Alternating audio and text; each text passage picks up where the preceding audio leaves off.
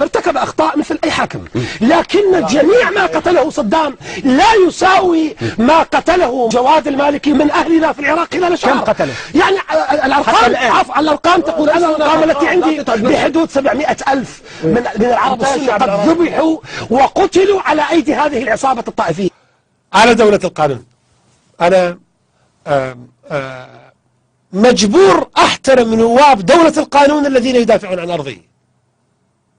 يجوز أكتب بهم شعر، جايين يكونون معي، جايين يدافعون عن أرضي، يدافعون عن أهلي، يتخلون يصدون لأطماع الأكراد لأي دافع.